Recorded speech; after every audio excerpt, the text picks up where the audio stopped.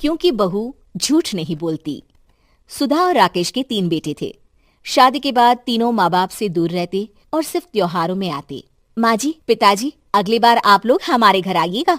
अरे नहीं बहू, सब यहीं आ जाते हैं तो घर खिला खिला लगता है। हाँ बहू, तू हमेशा बुलाती है तो जरूर आएंगे तेरे पास भी। हाँ हाँ, दीदी का घर बड़ा जो है, सब कुछ अपनी शादी के बाद दीदी को ही तो दे दिया था। हमें भी दिया होता तो हम भी बड़ा घर लेते। क्यों सुनील? अरे नहीं, पापा ने सबको एक बराबर ही दिया है। छोटी बहू, क्या चाहिए तुम्हें, बोलो।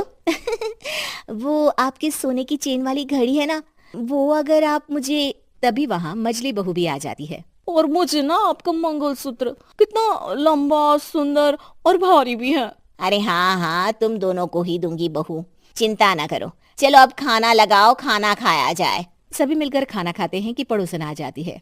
अरे सुधा बहन, थोड़ी चीनी तो देना, घर में शक्कर नहीं है और मेहमान सर पर बैठे हैं। अरे छोटी बहू, चाची को शक्कर तो दे दो।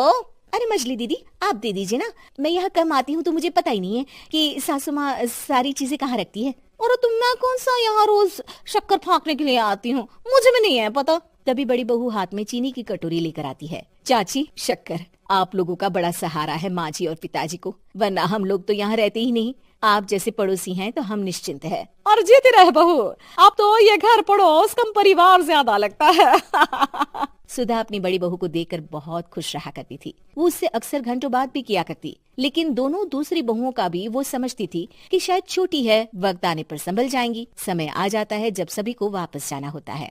माँ जी, हम लोगों की फ्लाइट पहले है, हमें इजाजत दे। वो सास के गले लगकर चली जाती है। थोड़ी देर बाद छोटी बहू कहती है, माँ जी, मैं ना ये सोफे के कवर और चादरें ले जा रही हूँ, यहाँ तो ऐसी ही पड़ी रहेंगी। हाँ हाँ बहू, ले जा। और कुछ चाहिए तो बोल। और तो चाहिए बहुत कुछ, पर चलिए कोई बात नहीं, अगली बार ले जाऊंगी मैं। ऐसे ही मंजली बहू भी घर का बहुत सारा सामान ले जाती है। सभी के जाने के बाद सुधा राकेश से कहती है, घर कितना सूना लग रहा है ना। हाँ, और खाली भी। तुम्हारी दोनों बहुएं सब बटोर गई। अरे ठीक है ना, हम दोनों ही तो हैं, कितना सामान लगेगा। फिर उन लोगों की नई गृहस्थी, इतना मत सोचा करे। समय बीतता है। ऐसे ही हर साल त्योहारों में सुधा और राकेश के बच्चों की बहू आते और जाते वक्त ढेर सारा सामान पैक कर कर ले जाती। लेकिन कुछ ही सालों में सुधा का देहांत हो जाता है। पिताजी, आप यहाँ अकेले क्या करेंगे?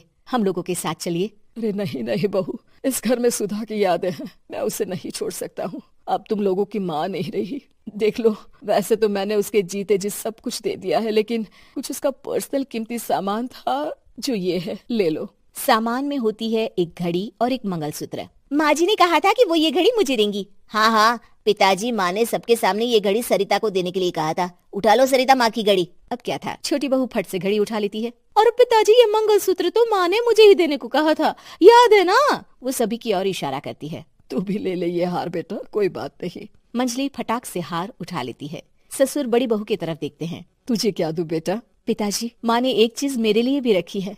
सभी के कान खड़े हो जाते हैं कि आखिर सास ने क्या रखा होगा बड़ी के लिए। अरे माँ जी तो दीदी से प्यार भी ज्यादा ही करती थी, हमेशा उनसे बात किया करती। जरूर कोई बड़ी और अपनी प्रिय चीज दी होगी दीदी को। और देख लेते हैं ना, वरना तो हम भी बराबर का बंटवारा करेंगे। हाँ, कर लेना बंटवारा। लेकिन बड़ी बहू, बताओ तो, सुधा ने क्या रखा है तुम्हारे लिए? अभी तो हम लोग यही हैं पापा जी, जब जाने लगेंगे तो बता दूंगी। बड़ी बहू के मुंह से ये बात सुनकर बाकी 2 बहुएं सोचने लगती हैं कि आखिर क्या है जो दीदी को सासू माँ देकर गई हैं। दीदी, ऐसा तो नहीं ना कि पूरे घर का आधा हिस्सा माँ बड़ी भाभी को देकर गई हो? तभी वहाँ ससुर आ जाते हैं। नहीं, ऐसा कुछ नहीं है। मकान तो तुम तीनों का बराबर से है। देखो, बड़ी बहू से तुम्हारी सास ज्यादा जुड़ी थी, न जाने क्यों घंटों बात किया करती थी। पता नहीं क्या देकर गई है उसे। और ससुर जी, आपको क्या पता, चालाकी से पूरे घर के पेपर में साइन करवा लिए हो, या फिर कोई छुपा गहना। आखिर मकान पूरा तो आपने सासू माँ के नाम ही कर रखा था ना। अब घर में ये सस्पेंस बन जाता है कि आखिर बड़ी बहू क्या लेकर जाएगी। फिर वो दिन भी आ जाता है जब बड़ी बहू के जाने का समय हो जाता है। बेटा, परसों तुम चली जाओगी, बताया नहीं माँ ने तुम्हें क्या दिया? घड़ी और हार जो बेशकीमती था और तुम्हारी सास को सबसे ज्यादा प्रिय था, उसका तो बंटवारा भी हो चुका है। अब तुम्हारी बारी। हाँ पिताजी, आज मैं ये बात बताने ही वाली थी। माँ ने मुझे उससे भी बेशकीमती चीज दी है, और वो है आप। आपसे अधिक प्रिय उन्हें कुछ नहीं था।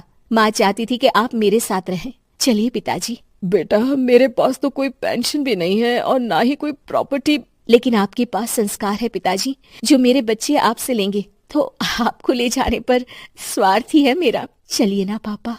सभी के सामने पिताजी बड़ी बहू और बेटे के साथ उनके घर चले जाते हैं।